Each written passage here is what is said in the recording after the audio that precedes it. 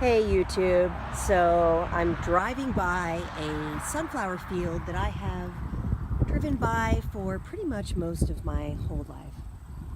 And I have stopped before and I have admired it, and it's a little small, it's a little dwarfed this year. I'm not sure what's going on with that. Sometimes it's much taller than me. Perhaps I didn't wait long enough, but I was running an errand and I was traveling by and I just got called to pull over, and I was like, even though this is kind of an everyday sight for people in the Midwest, at least in my area, around August, September, and even into October, I realized that it's not something everyone everywhere in the world sees, a giant field of sunflowers, and it goes on pretty much as far as the eye can see. And again, these are small, so most of them come up to my waist. However, some are taller, and there are other fields, like basically they surround my little fruity village where I live. So I was pondering things, trying to put it all together, and I thought maybe I'd make a short video and share a little bit about sunflower symbolism. The sunflower is my favorite flower, and it always has been. So I thought maybe I could share a couple of ideas about the sunflower with you today. First of all, I'm kind of thinking about spiritualism because in a week I will be attending a big event at one of the oldest and largest continually active spiritualist camps here in America. My sister and I are just kind of making a weekend of it, and I think I mentioned it in one of my previous videos, so that's coming up in just a few days. And for spiritualism, the sunflower is their symbol. They have taken it as their emblem. And I think they do this for a variety of reasons, but one is the most obvious, and that's that the sunflower is heliotropic. So it turns to face the sun. At least the younger blossoms do. When they're buds and when they're young flowers, they follow the track of the sun as it goes east to west in the sky. And the mature flowers, they just tend to position themselves permanently toward the east so they can catch the sun. So all these guys now, it's kind of late in the day and their backs are to me. I can see a bee pollinating. I don't know if you can see that. So spiritualism's motto is actually, as the sunflower turns its face toward the light of the sun, so spiritualism turns the face of humanity toward the light of the truth. And I think that's just kind of lovely if you ponder that for a little bit. Essentially, spiritualism is always seeking the light, and so many people are doing the same in the world. Whether they're officially spiritualists or not is kind of beside the point. Another cool thing about the sunflower is that, just like spiritualism, it's native to North America. It's kind of an American thing. So it's an important crop to many Native American tribes, even the prehistoric tribes. We have evidence that they cultivated it, and before they cultivated it, they just utilized it. It so easily, reseeds and annually returns.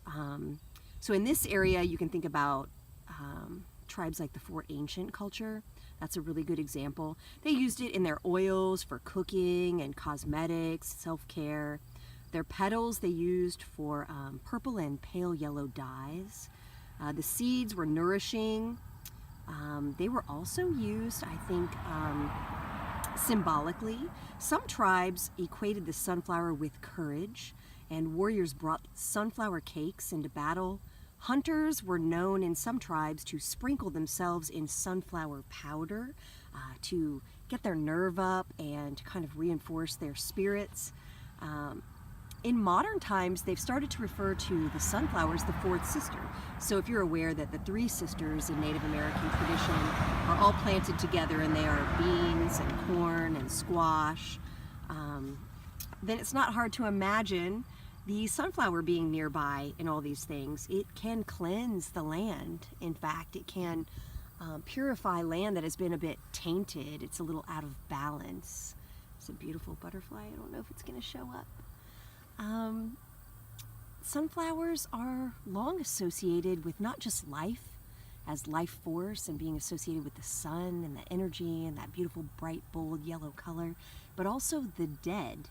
Native Americans placed a disc of seeds upon fresh graves to kind of nourish the recently deceased through their journey to the afterlife, whatever that may have been imagined to be.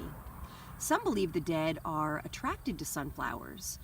The sunflower is believed to remind the dead of their earthly time in the sun and that warmth. And so it makes an appropriate offering on a table to your ancestors, to the dead. With the season of the dead, the Day of the Dead, all that coming about in October and into early November, something to remember when you're thinking about what flowers to choose, what seeds and food items to offer.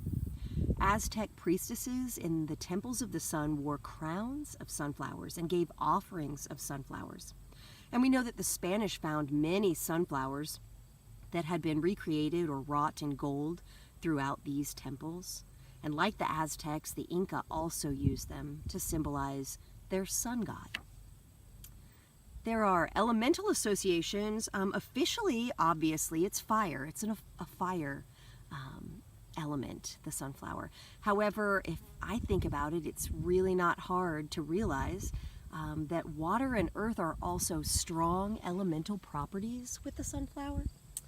And I say this because the shady side of the stalk of this plant is known to harbor a large amount of water, and in fact, scientists believe that that is what causes the flower to then move and create that arcing movement when it's younger and the blossoms are younger, to follow the sun's trek. So it's got this stronger reinforced side of the stalk that was created in shadow that was filled with water.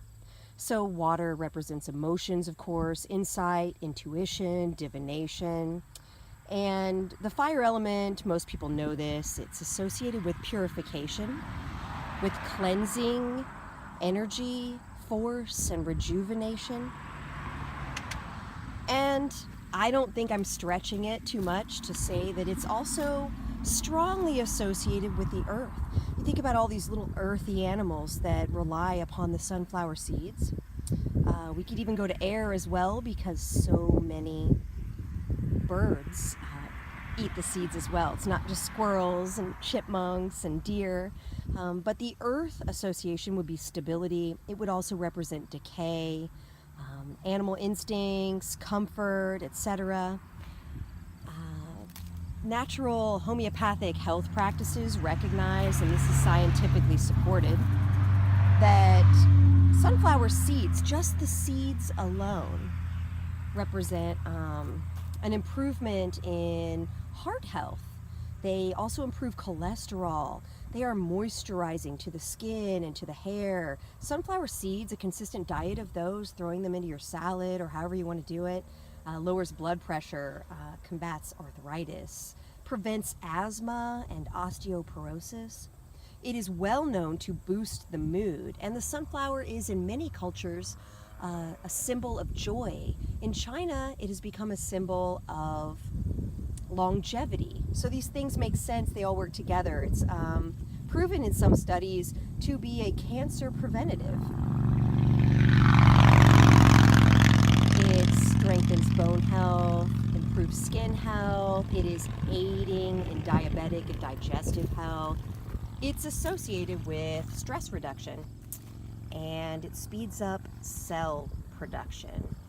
So when you think about all these things, you think, how can I use the sunflower? Well, I think the options are endless, really. So sunflower oil, go for that the next time you're creating a massage oil, your anointing oil for your candles, for your practice. Go for the sunflower oil. Everyone always goes for olive and almond and all of these others. Sunflower, don't forget the sunflower. You can actually get sunflower water. So if you want sunflower water instead of moon water, spring water, etc., you can get that out of the stalk. Just squeeze the stalk. They are filled with the essence of the sunflower. And then the seeds, of course, they can be baked kitchen witchery style into snacks and muffins and breads. You can grind them up into powders and incorporate them into incense. The petals themselves can be dropped into a bath for a purification bath. I'm probably going over my time limit. I always try to limit myself to maybe 10 to 15, and I know that YouTube attention span, it's small, it's mighty, but it's small. So I've probably shared enough about sunflowers for the moment, but 'tis the season. I don't know if you want to think about works of art that inspire you. How could you not think of Vincent van Gogh? That's how we're saying it if we're going to try to hit that pronunciation, right? Most people say Van Gogh. His famous work of art called Sunflowers, probably second only to his Starry Night painting.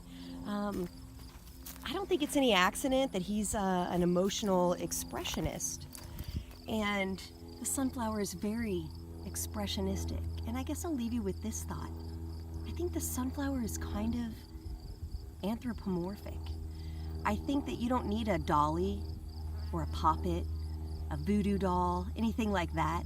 I think that if you look at the sunflower, and I think many cultures before us would have realized this as well, it is anthropomorphic. It's got a head, it's got hair or a bonnet, a glowing halo, an aura. It's got a body, a torso, it even seems to have arms, etc. And I think that could be used in a kind of sympathetic, magical way, if you were inspired to do so. So we'll end it here. All right. Enjoy your weekend. Enjoy your September.